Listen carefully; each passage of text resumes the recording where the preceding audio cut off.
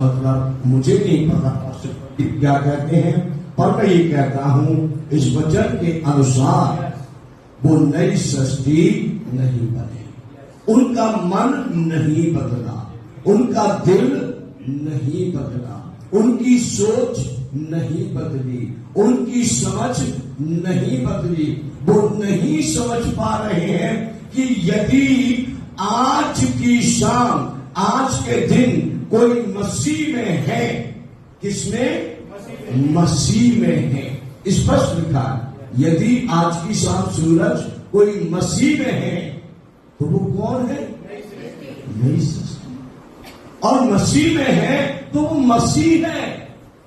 Hallelujah. मसीह में है pastor Naseem जी तो कौन होगा? मसीह। हालेलुया। अगर कोई मसीह में है तो मसीह है। उसको खुद के कहना चाहिए मैं मसीह में हूं। हालेलुया। और अगर मेरी बेटी के लायक कोई रिश्ता दिखे तो आप बताएं कौन होना चाहिए? मसीह में होना चाहिए। मसीह का वचन पढ़ता हो, मसीह की इबादत करता हो, मसीह की आराधना करता हो, मसीह का भय मानता हो, मसीह की राह पर चलता हो। हालेलुया। सब बहुत से लोग 10 साल 20 साल हो गए लेकिन उनकी सोच नहीं बदली है, उनके विचार नहीं बदले हैं, उनका जीवन नहीं बदला है। आज की शाम पवित्र आत्मा का ये संदेश पहुंचाने का मतलब है, यदि आप भी ऐसे लोगों में से एक हैं, पास्टर या विश्वासी, तो अपनी सोच को बदलने का प्रयास कीजिए और इस वचन को समझने की कोशिश कीजिए। अब जो यीशु मसीह में है वो एक नई सृष्टि है। प्रभु ने उसे नया किया है। यदि मसीह में आने से पहले कोई गाली देता था तो अब गालियां नहीं दी। यदि मसीह में आने से पहले कोई झूठ बोलता था तो अब झूठ न बोले। यदि मसीह में आने से पहले कोई हाथापाई, मार पिटाई, घूंसे डंडे चलाने वाली फाइटिंग करता था, लड़ाई झगड़ा करता था, तो अब वो लड़ाई झगड़ा करना छोड़ दे। यदि अब कोई मसीह में है तो वो एक नई सृष्टि है। यदि कोई मसीह को ग्रहण करने से पहले चोरी करता था तो अब चोरी करना छोड़ दे। यदि कोई मसीह में आने से पहले ठगी करता था तो वो ठगी करना छोड़ दे। हालेलुया। बड़ी साधारण सी बातें हैं जो 34 साल से मसीही लोगों में बहुत कम देखने को मुझे मिली है। पास्टरों में बहुत कम देखने को मिली है, विश्वासियों में बहुत कम देखने को मिली है। इस आयत को पढ़ें और समझें और पाक रूप से प्रकाशन मांगे। यदि कोई मसीह में है तो एक नई सृष्टि है। देखो पुरानी बातें बीत गई हैं और वे सब नई। हालेलुया। अब जो मसीह यीशु में है, प्रभु ने उसे नया मन दिया है, प्रभु ने उसे नया दिल दिया है।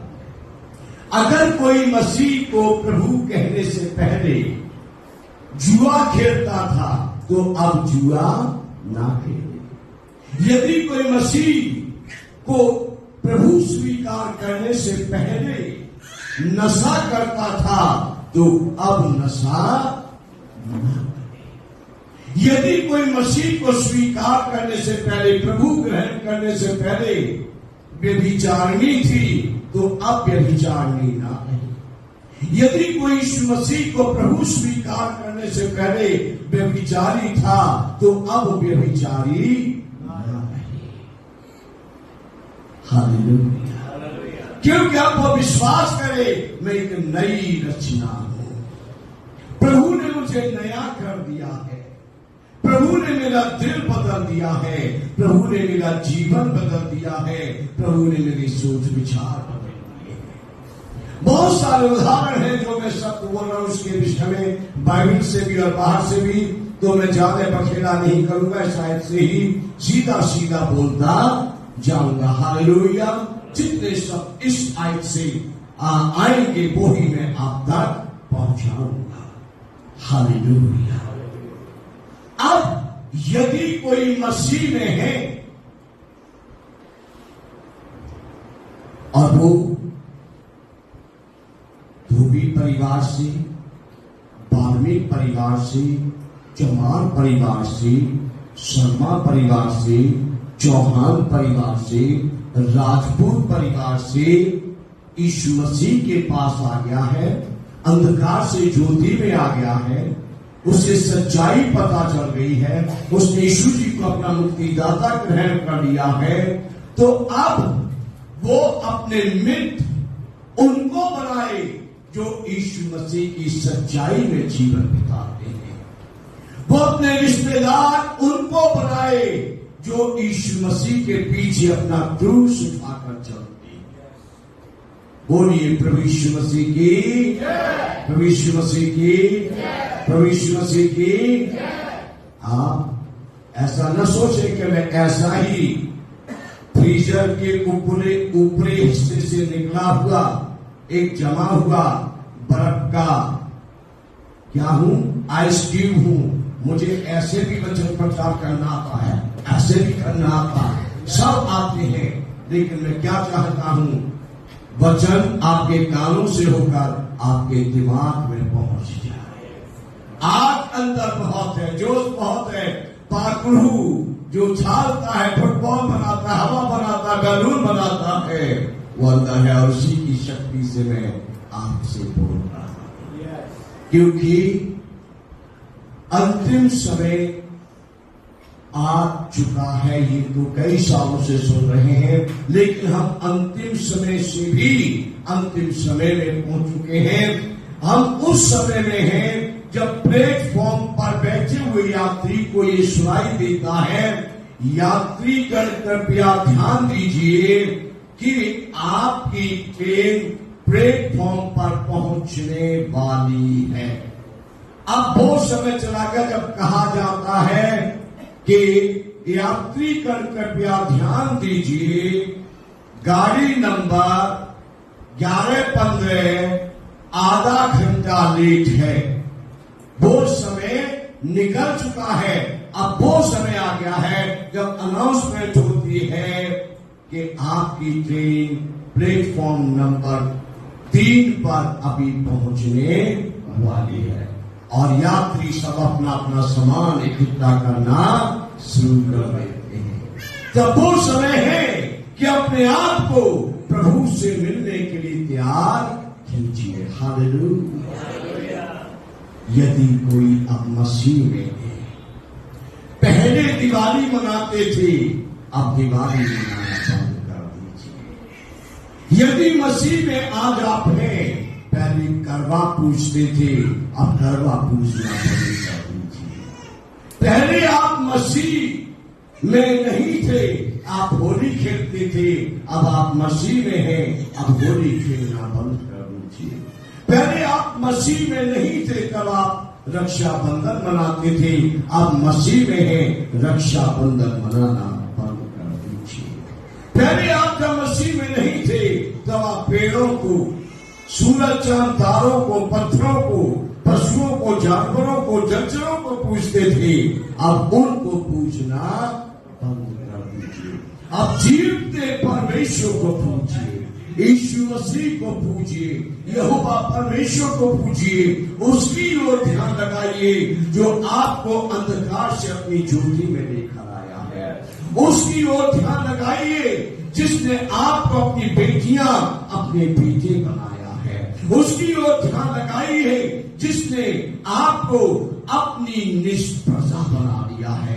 उसकी ओर ध्यान लगाइए जिसने आपको अपनी पवित्र संतान का भाग बना दिया है। उसकी ओर ध्यान लगाइए सिर्फ वो जिसने आपको अपने पवित्र याजकों का एक समाज बना दिया है। उसकी ओर ध्यान लगाइए जिसने आपको कहा कि आनंदित हो, तुम्हारे नाम स्वर्ग में लिखे गए हैं। हालेलुया।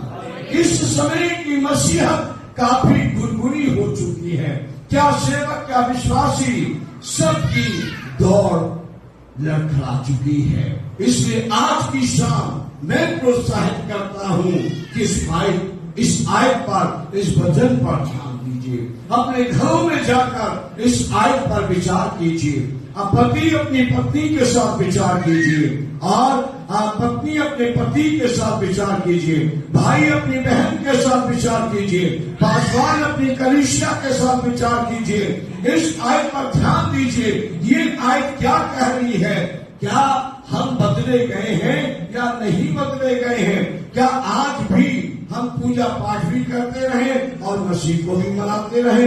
क्या आज भी हम दुष्ट के प्यारे से भी पीते रहे, मसीह के प्यारे से भी पीते रहे?